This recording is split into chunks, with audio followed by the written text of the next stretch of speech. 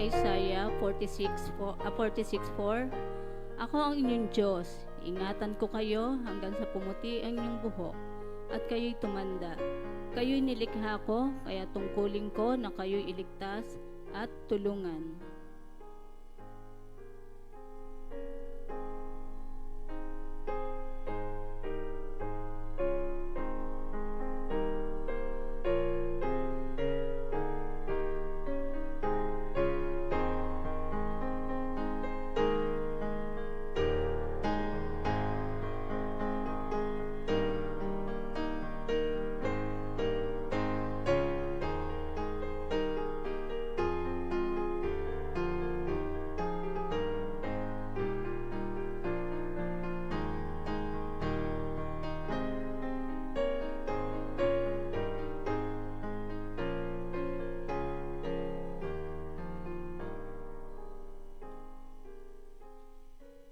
Sabay-sabay po nating awitin ang maligayang sinasamba.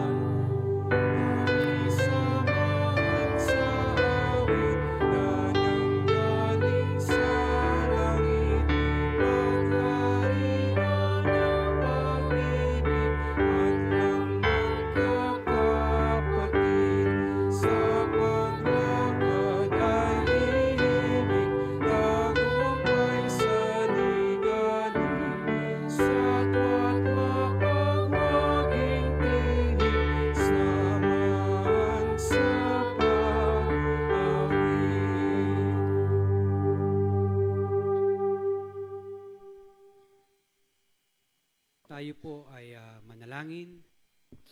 Panginoon namin Diyos, aming Ama, kami po ay nagpapasalamat at nagpupuri sa inyong pangalan at niluluwalhati po namin ang inyong kapangyarihan.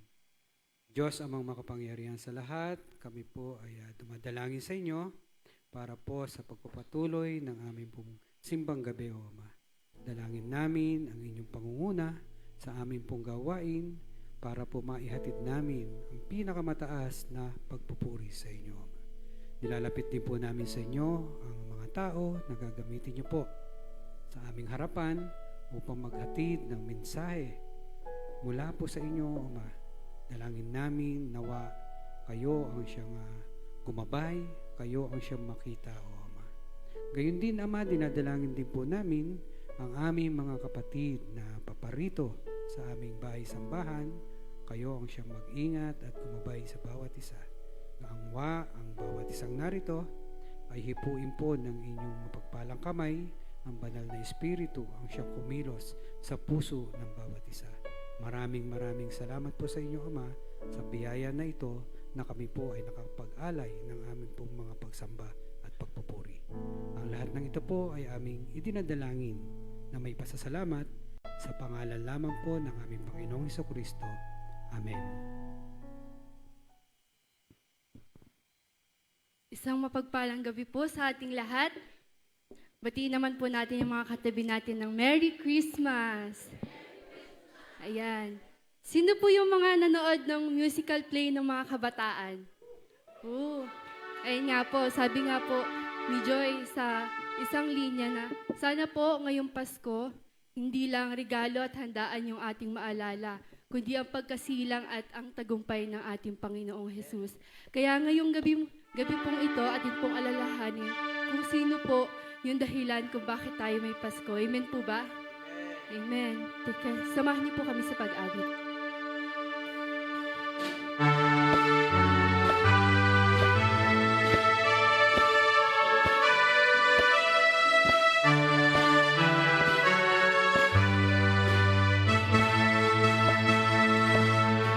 Mahal na mahal kita, Panginoon. Mahal na mahal kita, Panginoon. Mahal na mahal kita, Panginoon. Kailan ay di kita'y pagpapalit, pagkat sa piling mo'y langit. Mahal na mahal kita, Panginoon. Habang buhay, pagpupurihan ka. Habang buhay,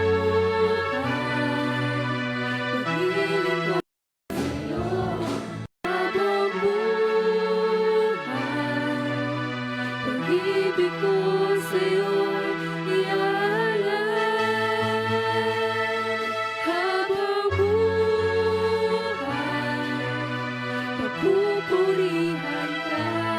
Habang buhay, maglilingkod sa'yo. Habang buhay, pag-ibig ko sa'yo'y ialay. Habang buhay, pagpupurihan ka.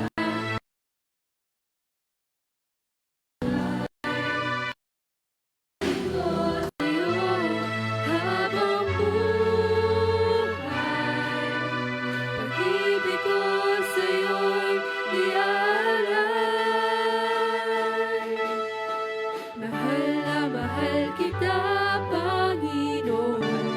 Mahal kita, Panginoon. Mahal na mahal kita, Panginoon. Kailan may di kita'y pagpapalit, pagkat sa piling mo'y langit. Mahal na mahal kita, Panginoon.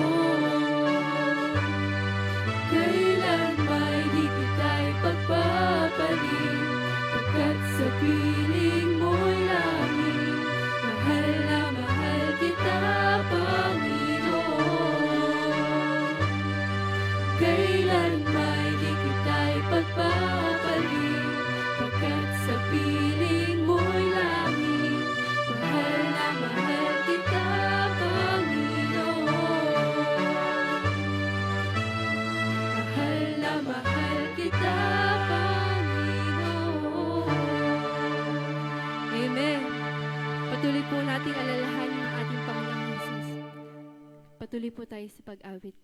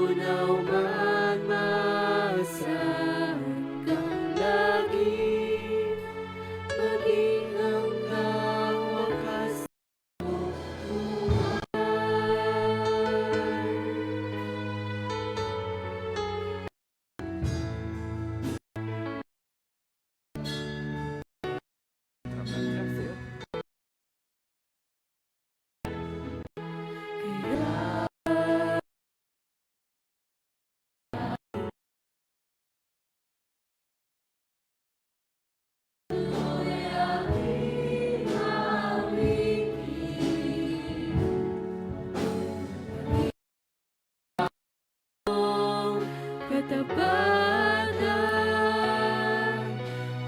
pag-ibig mo'y walang hanggan.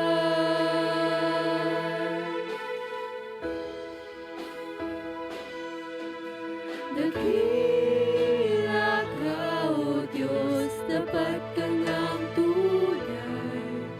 Magmula pa sa ugat ng aming lahi, mundo'y magunaw man, maasahan kang lagi, maging hanggang wakas nitong buhay.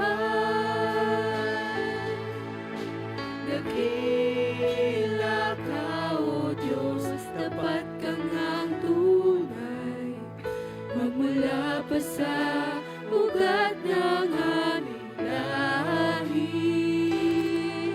mundo'y magunaw man, maasahan kang lagi, maging hanggang wakas nitong buhay.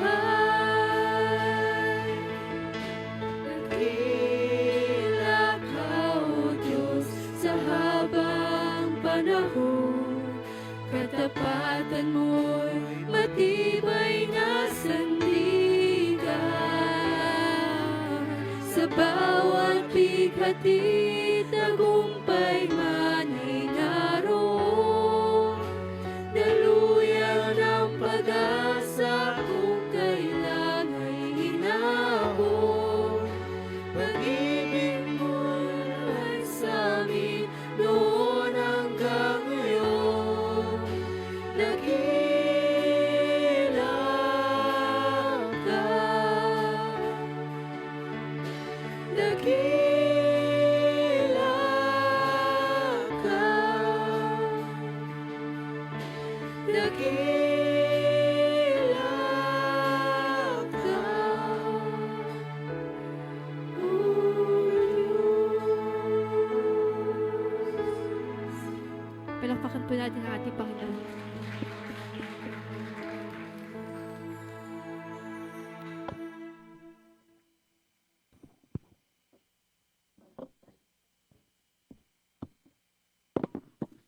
Ano lang po.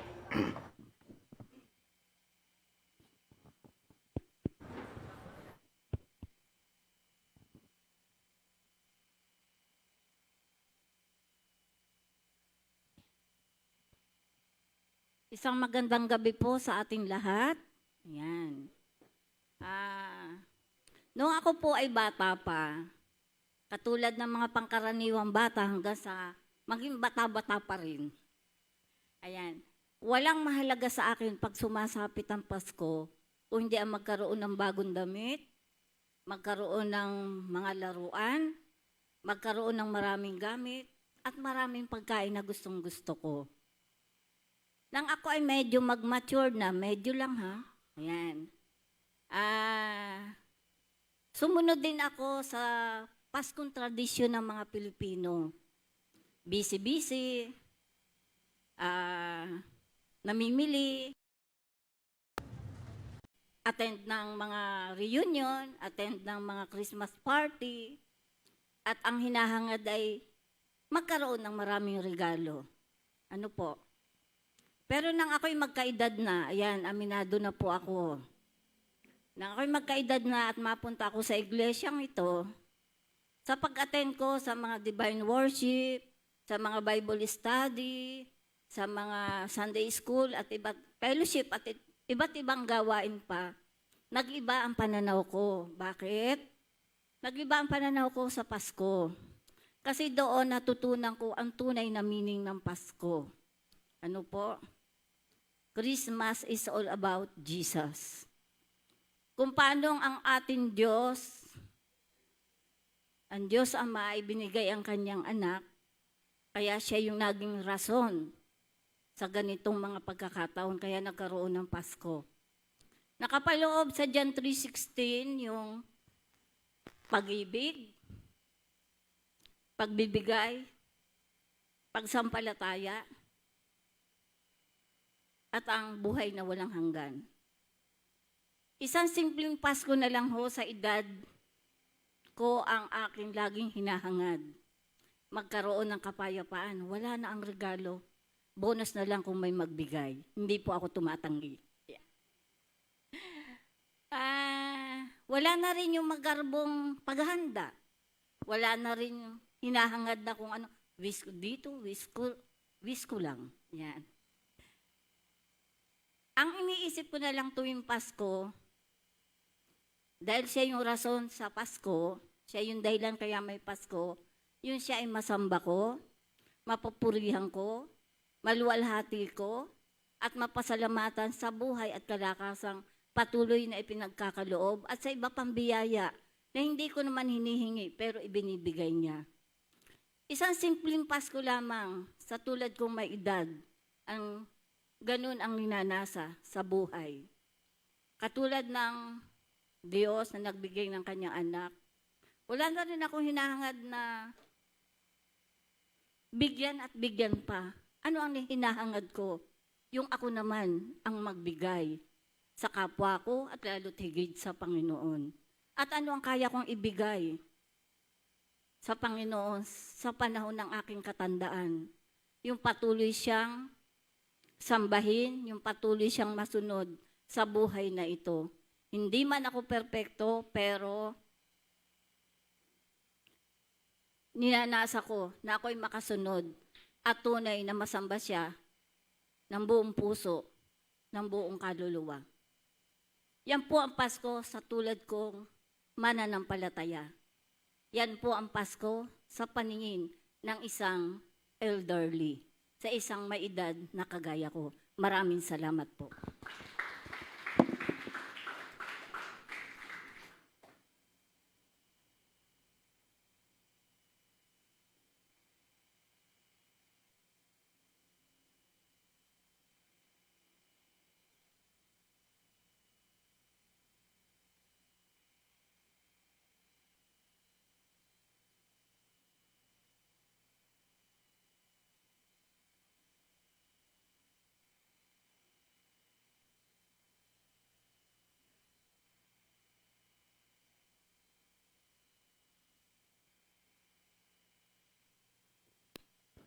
Isang magandang gabi po sa inyong lahat.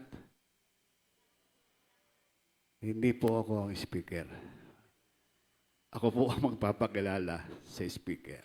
Ayan, mapalat po tayo at gabi lang ay nakasama natin siya at siya yung magsalita. No? Nakalimutan ko yung sinabi ni Gigi at na ako pala ang magpapakilala. Okay. So, ang ating tagapagsalita, kilala na natin. At alam ko, no, suki na siya kapag simbang gabi. Di ba? Di ba? So, ang ating tagapagsalita ay ang aming DS po ng MM2. No, siya yung DS at siya rin yung pastor ng Bagong Ilog. At siya po ay tatlong beses ba kayo naging general, dalawang term ng General Superintendent. So ngayon po, ang ating tagapagsalita ay ang ating Obispo Richard Buenaventura. Glory to God. Purihin po ang Panginoon sa napakabiyayang araw at gabi na ibinigay sa atin ng Panginoon. Kamusta ho kayo? Maligayang Pasko po sa inyong lahat. At alam ko po na lalo na yung mga nakapula ay Merry Christmas po sa inyo. Natutuwa ho ako dahil pag ako'y tumatayo dito sa ating church, hindi ko laging nalilimutan yung aking kabataan. Ito pong church na ito ay bahagi ng aking kabataan. Medyo kabataan pa naman. Pero pag inaalala ko po ang iglesyang ito, lagi kong naalala yung talento. Binabati ko po kayo sa inyong magandang presentation nung, I think, Friday and Saturday sa inyong kantahanan.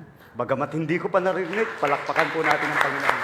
Pero dun sa mga review at mga nagpapatotoo ay napakaganda at nakakatuwa. Dahil naalala ko naman si Kuya Nomer, Bagamat meron ng replica si Kuya Nomer dito, andiyan si Nuri. And of course, ang atin pong church sa Tipas talaga, narito po yung aking paboritong singing group, yung Gay Notes. Bagamat wala na ngayon yung mga Gay Notes. No?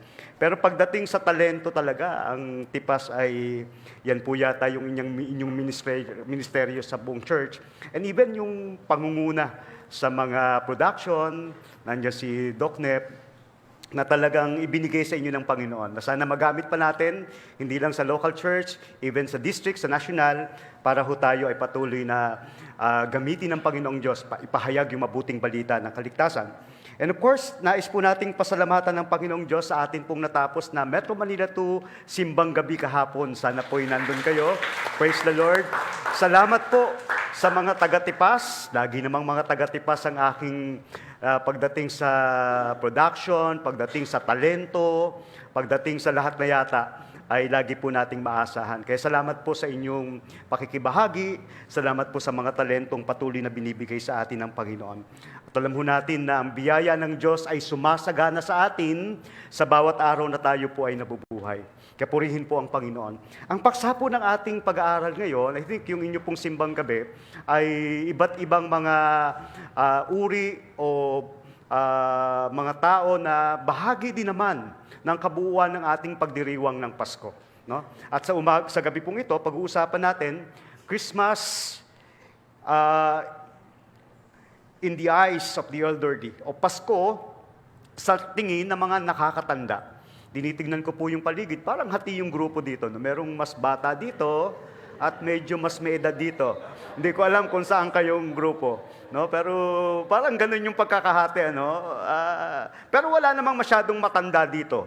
Wala akong nakikitang matanda dito. Kaya siguro ating pag-usapan, bagamat si Ate Cora, nung unang panahon yung kwento niya, nung bata pa siya, pero salamat sa Panginoon dahil ang katotohanan, lahat tayo tatanda. No, yun po yung katotohanan ng buhay. Pero nais po nating tignan, mga kapatid, kapag iniisip po natin yung Pasko, ang lagi nating nasa isip, padalas pumapasok po sa ating isip, una yung bata doon sa sabsaban, ang ating Panginoong Yesus. Maalala din po natin yung pagdiriwang, yung mga anghel, na kung saan unang nagpahayag ng kadakilaan, ng papuri sa ating Panginoong Diyos. Inaalala din po natin yung mga pastol, kung paanong sila'y nagtungo at unang binahaginan ng pagdating ng ating tagapagligtas. Of course, after 2 years, maalala ho natin, bagamat doon sa ibang mga kwento, kasama po yung mga pantas. Pero sabi ng talata sa Biblia, sabi ng ating kasaysayan, 2 taon pa bago sila nakarating doon sa bahay na. At wala na sila doon sa manger scene. No? Kaya madalas ito po yung ating pangitain, ito yung ating pagtingin pag dumarating yung Pasko. Pero paano naman yung mga elderly? Parang hindi naman yata nakasama sa kwento. Pero kung atin pong tutugnan, yung kabuuan ng atin pong pag-aaral ngayon, makikita ho natin sa puso ng kwento ng Pasko, dun pa lang po sa templo ng Jerusalem, ay may 2 mahalagang tauhan na nagpapaalala sa atin ng kahalagahan ng paghihintay at katapatan. At sila po yung mga elderly. No? Ayaw nating sabihin mga matatanda, parang masakit sa atin yun. Ano? Yung mga sa ating panahon, yung mga senior. Kasi yung senior parang bata pa rin, no? 60. No? Meron na hubang senior dito, parang wala pa akong nakikita. Yung mga 60 pataas, si Pastor Erp, mga 59 lang yan. Wala pang senior, no? Wala pang senior. Kaya dito makikita ho natin, sa pagitan po ng sabsaban at paglalakbay pabalik sa Nazareth, ay dinala po ni Maria at Jose ang sanggol na si Jesus sa templo sa Jerusalem. At yun po ay eksaktong 40 days. Nung ipinanganak ang Panginoong Jesus going to Jerusalem Temple, 40 days. Maalala ho natin kasi, meron pong 2 mahalagang seremonya yung mga Hudyo. Ito po yung una, yung paglilinis ng ina o si Maria, at yung pangalawa, yung pagtubos sa panganay na anak na lalaki. Isa pong tradisyon yan sa mga Hudyo at kailangan po nilang isakatuparan. At doon po sa tradisyon ng mga Hudyo noong panahon ni Jesus, ang panganganak po ay sinusundan nga ng 2 mahalagang ritual na makikita po natin sa banal na kasulatan. Una po, yung paglilinis sa ina o yung purification of the mother. Ayon po sa batas ni Moses sa Leviticus chapter 12, ang isang babaeng nanganak ay tinuturing na ritually unclean. Marumi po sila. o hindi malinis sa paningin ng relihiyon sa loob ng ilang araw. Hindi po ito dahil ang panganganak ay kasalanan, kundi dahil sa pagdanak ng dugo. At maalala ho natin sa Levitical law, pag merong dugo, unclean, marumi, no? Hindi malinis, no? Kaya kailangan po nilang pumunta. Kung ang anak ay lalaki, it requires 40 days. After panganganak, pupunta sa templo para malinis. Pag ang anak ay babae, 80 days. Kaya ito po yung sinasabi ko, eksaktong 40 days, nung pinanganak si Jesus, nagpunta sila doon sa Nazareth para doon po ay yung ritual ng paglilinis doon sa isang babaeng nanganak. Ano pa ho? Ang pangalawa pong ginawa doon, yung pag-aalay. No? Yung obligasyon po ng isang ina na mag-alay ng tupa bilang handog na susunugin. Pero yung case po ni Mary saka ni Joseph, mahirap lang po sila dahil mahirap po yung kanilang pamilya, pinapayagan po silang mag-alay ng isang pares ng bato-bato. No? Alam niyo yung kanta doon sa 12 Days of Christmas, yung turtle doves. Yun po yung bato-bato. Dahil mahal yung tupa, ang i-offer po nila turtle dove para yun pong kanilang anak ay sumunod sa batas bilang tanda ng kanilang pagpapakumbaba at pagsunod sa tradisyong Hudyo. Yung pagharap at pagtubos sa panganay, yung presentation and redemption of the firstborn. O lagi ho pag firstborn, lalaki po ang tinutukoy dyan. Wala pong ino-offer na babae sa kultura ng mga Hudyo. At ito po ay base sa utos ng bawat panganay na lalaki ay bukod tangi para sa Panginoon. Hindi ko alam kung may mga panganay ditong lalaki, pero yan po i-offer sa tradisyon ng mga Hudyo para sa Panginoon. Inihaharap po yung sanggol sa templo upang kilalanin na yung bata ay pag-aari ng Diyos. Na ang batang ito'y pag-aari ng Diyos at ito'y pagpapaalala sa pagliligtas ng bansang Israel mula po sa kanilang pag-alis doon sa Ehipsyo. Natatandaan po natin sino ho yung unang mamamatay pag hindi nagdaan, pag hindi ho nilakpasan ng angel of death, yung firstborn. Kaya yung ritual na ginagawa po sa isang panganay na lalaki, i-offer po uli siya sa Panginoon. Dahil yung panganay po yung nakatalaga sana sa paglilingkod sa Diyos, ang kailangan po ay tubusin o bilhin sila pabalik sa kanilang mga magulang mula sa mga saserdote. Kaya magbabayad po sila ng 5 silver shekels o sa Tagalog po 5 siklong pilak. Hindi ko alam kung gaano equivalent yan para sila ay matubos. At yun po yung ginawa sa ating Panginoong Yesus. Sa tagpo pong ito sa templo, nakatagpo po ni Maria at ni Jose yung dalawang pangunahing lalaki at babae na ating pag-uusapan sa gabing ito. Bakit mahalaga na tignan natin ang araw ng Pasko sa paningin ng isang nakatatanda sa atin? Maganda po yung binanggit ni Ate Cora, na iba yung kanyang pananaw nung siya'y bata hanggang sa siya'y tumanda, nakita niya yung pananaw tungkol sa Pasko. Pero ano nga kaya ang pananaw ni Simeon at ano yung pananaw ni Ana tungkol sa pagdating ng tagapagligtas? No, kaya dito makikita natin yung dalawang character. Unahin po natin yung lalaki, si Simeon. Sa Luke chapter 2 verse 25 to 32, makikita natin itong lalaking ito. Siya po ay nilarawan bilang matuwid, siya po ay nilarawan bilang tao, lalaking may takot sa Diyos, matuwid at tapat, naghihintay para sa katubusan ng Israel, ang ipinangakong Mesyas. Kasi meron pong mga pahayag, meron pong mga hula, meron mga propesiya, particularly in the book of Isaiah, na sinasabing merong ipapanganak at siya ang magiging Savior, siya ang magiging Messiah, siya ang magiging tagapagligtas. And even si Micah sa kanyang hula, sabi niya merong ipapanganak sa Bethlehem Ephrata, very particular po kung saan place. Doon sa Bethlehem Ephrata, ipapanganak yung Savior. At maraming pagkakataon, ipinahayag po kung sino ang ipapanganak na ito. Kaya dito, yung Mesyas, sa pamamagitan ng patnubay ng Banal Espiritu, ito pong si Simeon is Spirit-filled. No? Yung Banal na Espiritu nasa kanya, siya po ay may banal na pangako, at ipinahayag niya po sa Espiritu Santo na hindi siya mamamatay. Tignan niyo po, hindi siya mamamatay hanggat hindi niya nakikita ang Kristo na ipinangako ng Panginoon. Di ba? Napakalakas ng faith nito, no? Hindi siya mamamatay hanggat hindi niya nakikita yung pagdating ng Panginoon. Isipin po natin kung gaano kahaba yung panahon na kanyang paghintay without any assurance of When will it happen? No? Tignan niyo natin, napakalaki ng pananampalataya ng lalaking ito. Wala pong tiyak na edad na binabanggit ang Biblia para kay Simeon, ngunit may mga pahiwatig po sa kanyang katayuan. Sabi ho doon, bagamat hindi ho binanggit yung eksaktong numero, traditional siyang tinuturing na matandang-matanda na. Kaya wala sigurong kasing edad dito si Simeon. Kasi kung matandang-matanda na, ang sabi ho ng tradition, yung ibang mga tradition sa iglesia, tinataya daw po na ang buhay o edad ni Simeon nung panahong ito, 113 years old. Imagine, meron na ho bang 113 dito? Kaya wala pang matanda dito. Kung pag-uusapan natin si Simeon, wala pang ganung katanda, 113 taong gulang. Nung siya po ay nabubuhay, hinihintay niya ang pagdating ng tagapagligtas. Kung dito po ay batay sa tradisyon at hindi po sa direktang teksto na binabanggit ng banal na kasulatan. Kaya po yung panahon ng kanyang paghihintay, ipinangako sa kanya ng Espiritu Santo na hindi siya mamamatay hanggat hindi niya makikita ang Mesyas.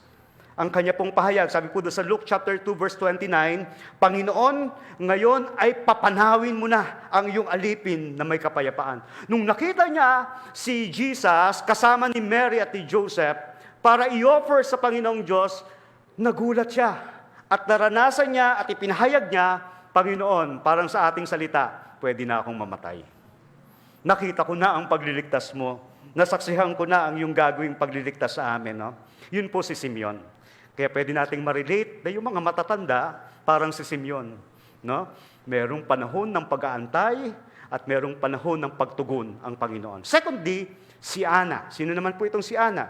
Binanggit po ito sa Luke chapter 2, verse 36 to 38. Ito pong si Ana, she is a prophetess o propeta, at ang sabi ho ng banal na kasulatan, extremely old, a widow who dedicated her life to the temple. Naglilingkod po siya sa loob ng templo. At ayon po sa Luke chapter 2 verse 37, siya po ay edad na 84 years old. Meron na ho bang 84 dito? Para mga 70 lang yung mga nandito, 60 lang. Wala pang matanda sa atin. Kasi 84 si Ana, no? Pero ayon po sa interpretation, sa Luke chapter 2 verse 37, may ilan pong interpretation na sa Greek text na nagsasabing maaring siya ay naging balo sa loob ng 84 years.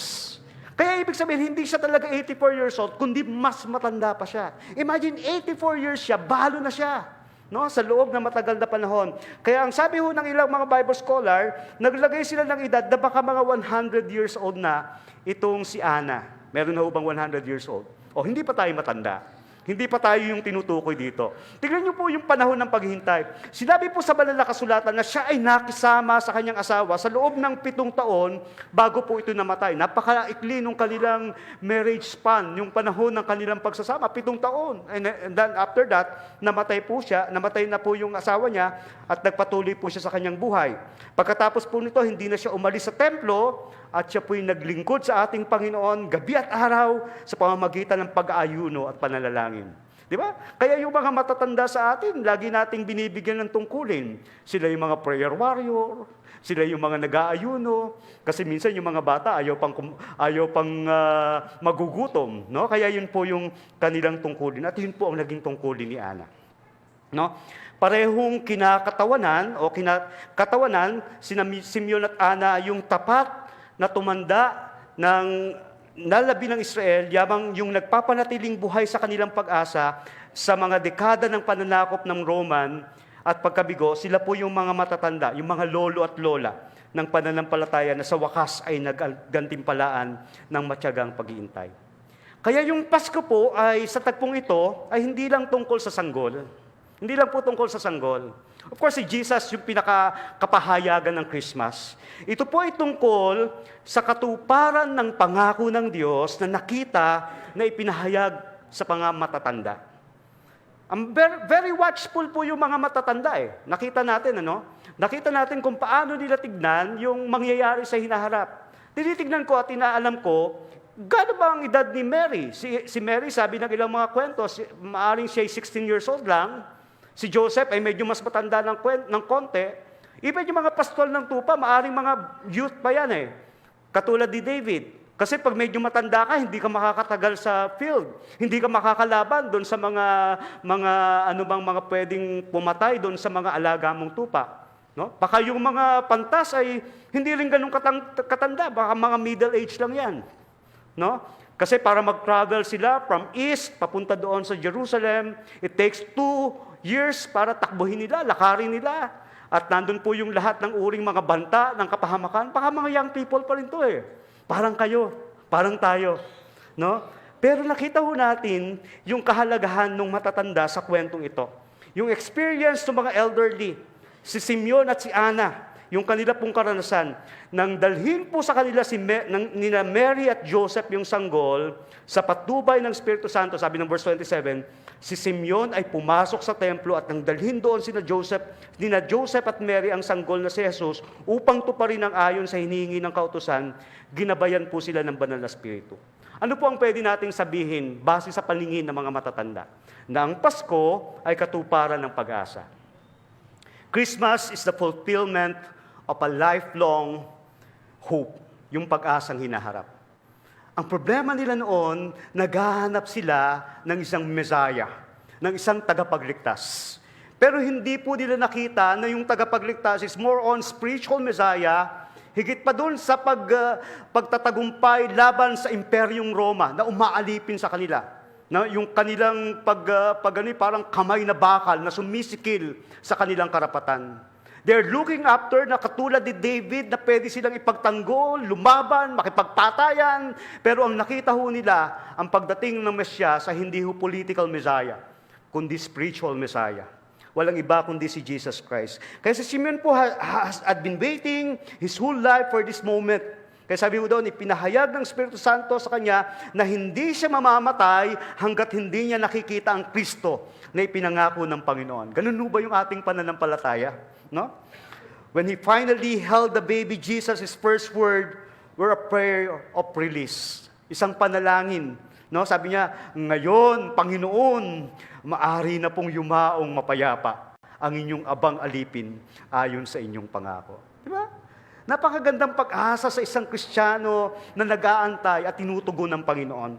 Para po sa matatandang mananampalataya, yung Pasko po ay hindi lamang holiday, ito po yung buhay na patunay na tinutupad ng Diyos ang kanyang pangako.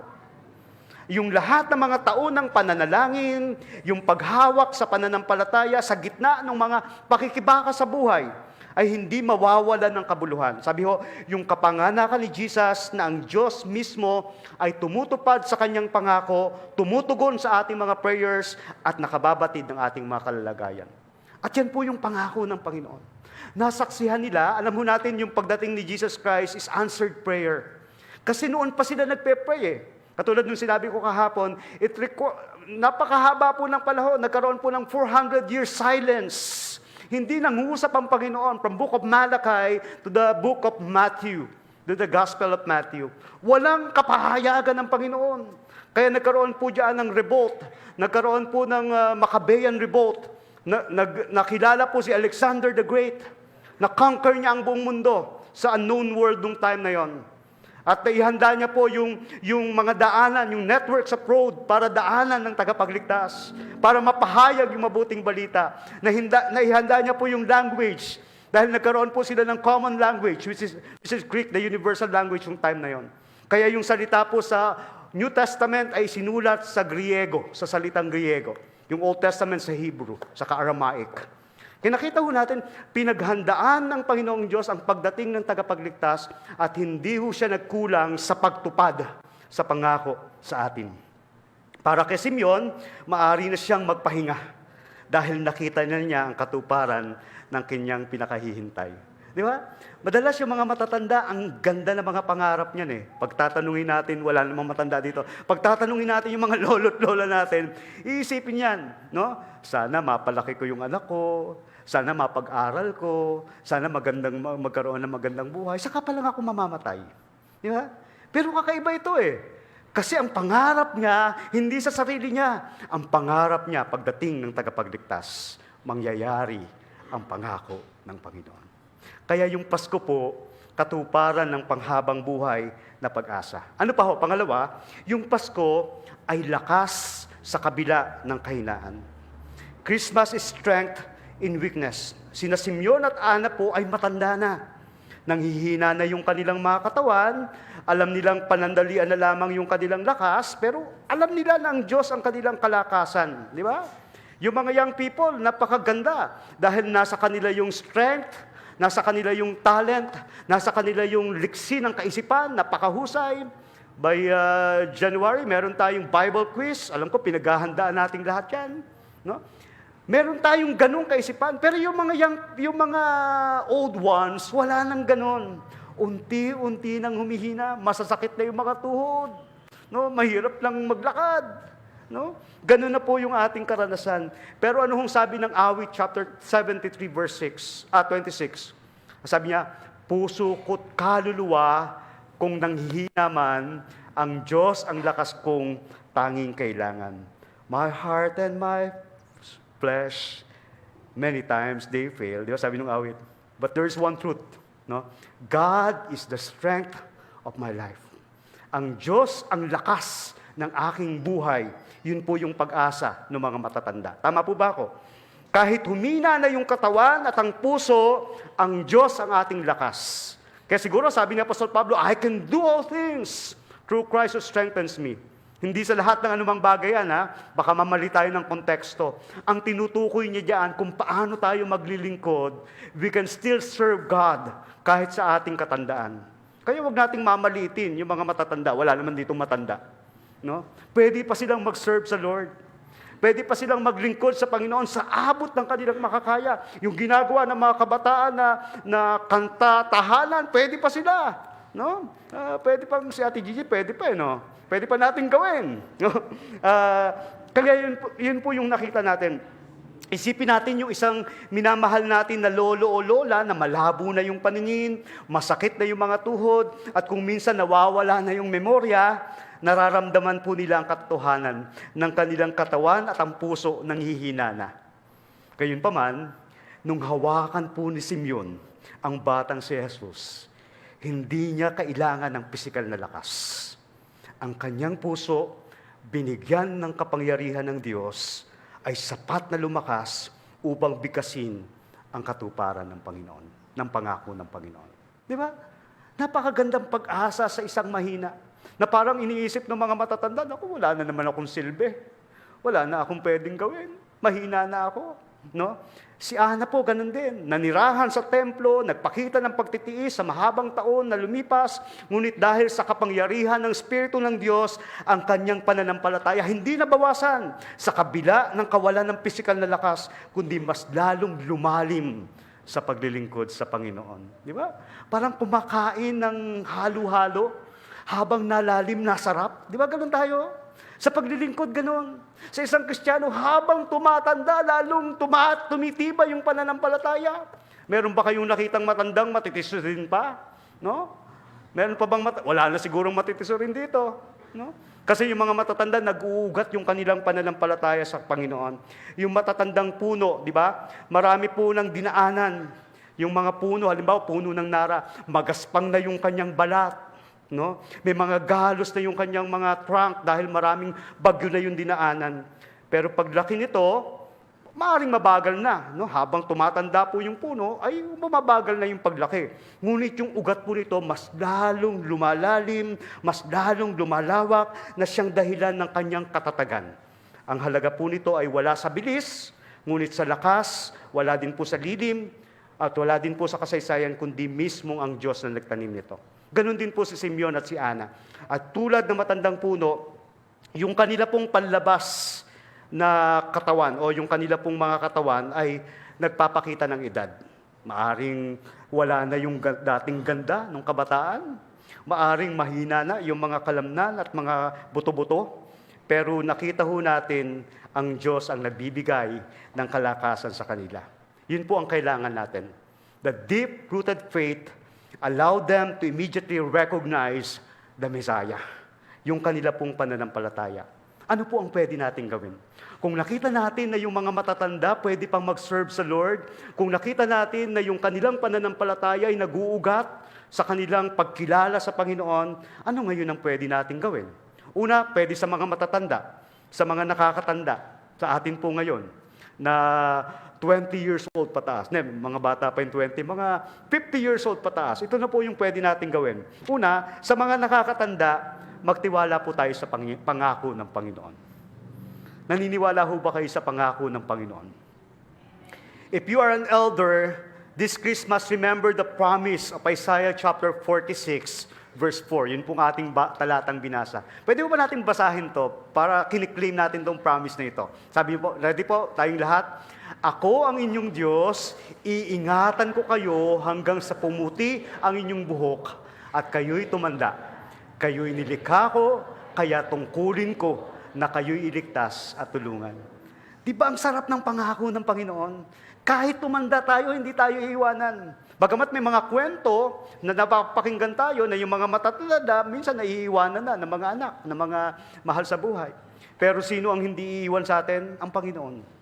Ni kailanman, hindi niya ho tayo iiwanan. Sabi ho doon sa verse English, even to your old age and gray hairs, I am here. I am He who will sustain you. I have made you and I will carry you. I will sustain you and I will rescue you. Kahit na puti na ang iyong buhok. Kaya ngayon may daya no? Bagamat meron mga talagang puti ang buhok, si Pastorer, bagay na bagay sa kanya yung pagiging puti ng buhok no? Pero yung mga ayaw pang halatang matanda, nagpapakulay yan. No? Hindi ko na sasabihin kung sino yan, ha? Hindi ko na sasabihin. Pero yun yung katangian natin, no? Kapag puti na ang buhok, siya pa rin yung Diyos na mag-aalaga. Siya pa rin yung Diyos na mag-iingat sa atin. At tandaan po natin, kapag ang inyong lakas ay nabigo, kapag yung isipan natin ay nanghina na, isipin natin na ang Diyos ang may hawak ng ating buhay. Ang Diyos ang may hawak ng ating buhay. Dinadala po tayo ng Diyos, katulad ni Simeon. Maari mong maipahayag yung kaligtasan, tulad ni Ana, na itinalagay yung kanyang natitirang mga taon at lakas sa pagsamba, sa pananalangin at pagbabahagi ng mabuting balita tungkol sa ating Panginoon. At yung edad po ang pinakadakilang plataforma para sa patotoo. Ang ganda ng patotoo kanina. Hindi kayang patotoo ng mga kabataan kasi edad no? Kaya nung nanay ko, nung nabubuhay pa, laging ang kwento niya nung panahon ng hapon. Kaya yung mga anak ko po, lagi yung kinikwento, nung unang panahon ng hapon. Kasi sila nakaalam nun tayo, mga wala pa tayong masyadong may kwento. Siguro sa aming panahon, ang generation namin, mga people's power, may kikwento namin kung paanong hinaharang ng mga tao yung tangke. Pero yung faithfulness ng Lord, makikita ho natin, alam ng mga matatanda. Salamat po sa buhay ng mga matatanda.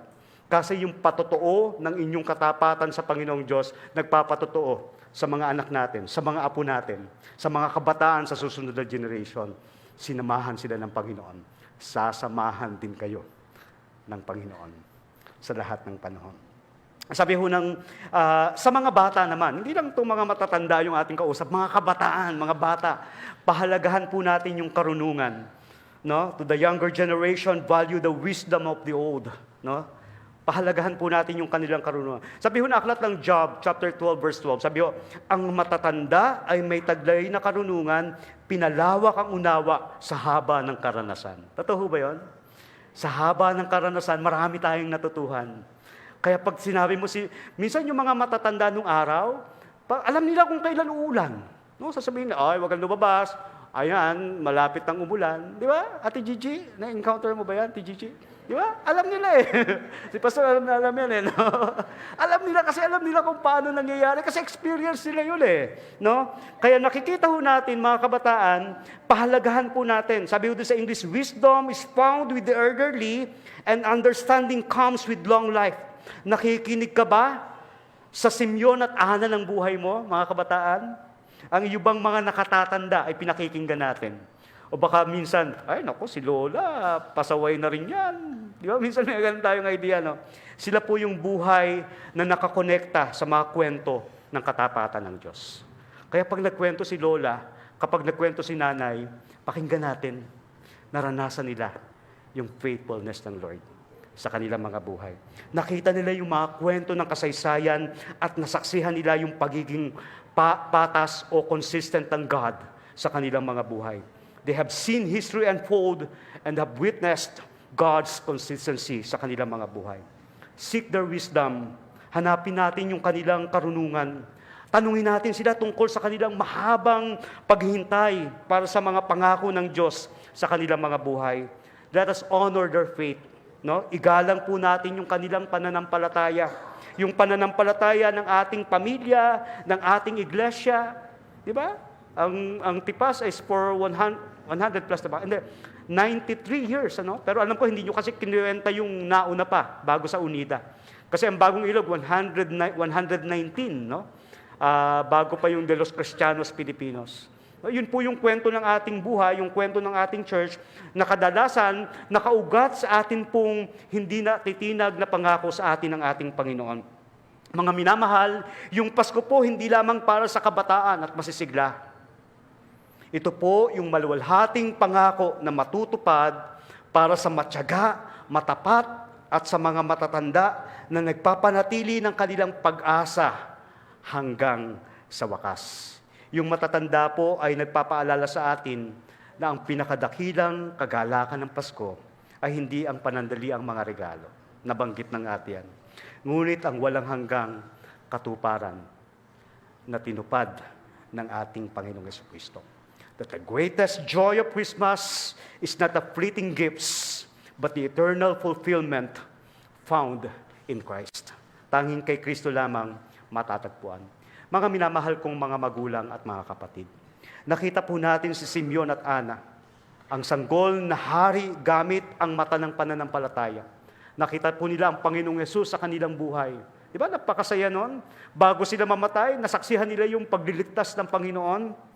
Mga mata na naghintay, mga mata na nagmasid, mga mata na nanalangin sa loob ng mahabang panahon, at nang makita nila siya, ang ating Panginoong Yesus, nakadama po sila ng lubos na kapayapaan. Mga kapatid, lalo na po sa ating mga lolo at lola, naway makita ninyo na ang Pasko sa parehong pananaw ni Simeon at ni Ana. Ang ating laman at ang ating puso, maaring mawala o maaring manghina, ngunit ang Diyos ang ating lakas at ating bahagi magpakailanman. Kaya pwede natin sabihin, purihin ang pangalan ng Panginoon. Tayo po'y manalangin. Salamat po, dakilang Diyos, sa pag-asa namin na katulad ni Simeon at ni Ana, ang amin pong mga matatanda, o maging kami na sasapit din sa ganung pagkakataon, ay nakatitiyak na may pag-asa sa hinaharap. Tulungan mo po kami na patuloy na manghawakan sa mga pangako mo. Tulungan mo kami, Panginoon, na sa kabila ng mahinang katawan, magdilingkod pa rin kami. Dahil, Panginoon, ang aming pinaglilingkuran ay Diyos na buhay at makapangyarihan. Sa iyo po namin binabalik ang pinakamataas na papuri at pagsamba. Sa pangalan ni Jesus. Amen.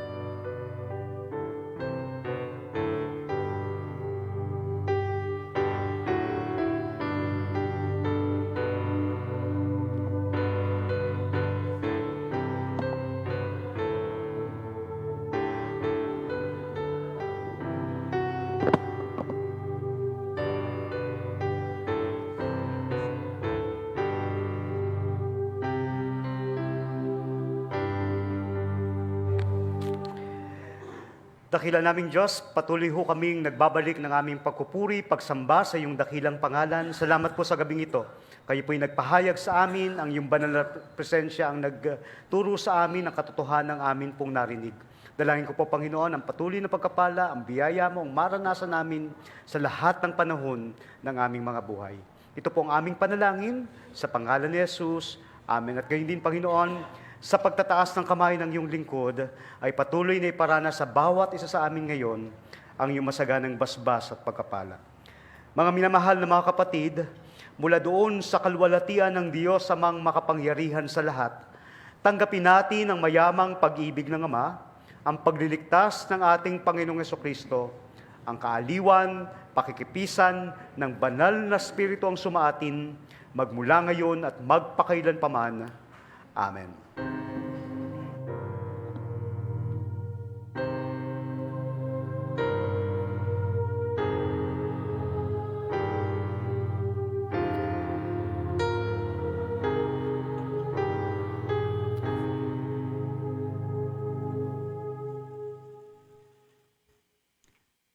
Tayo po ay manatili sa pagkakatayo at sa ating pong pagbabalita. Sa atin pong naging simbang gabi ngayong December 22, ang ating pong naging program coordinator, ang ating pong mga kababaihan, at ang ating pong naging speaker, ang ating pong obispo, Richard Buenaventura. Pagbabalita naman po para sa kinabukasan, December 23, ang program coordinator po natin ay ang evangelism. Ang topic po ay Christmas in the Eyes of the Unbelievers, at ang maghahatid po ng mensahe ay ang ating pong predikador, Jojo Filio.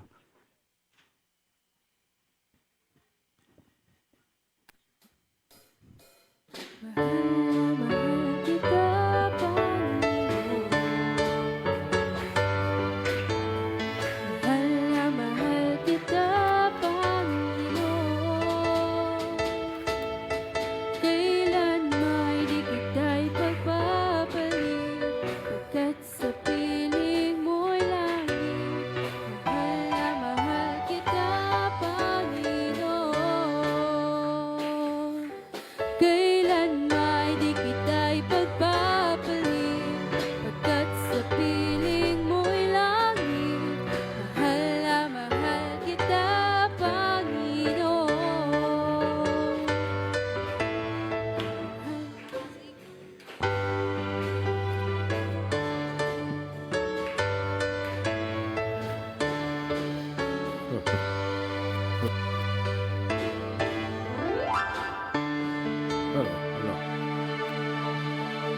Okay, para po sa ating karagdagang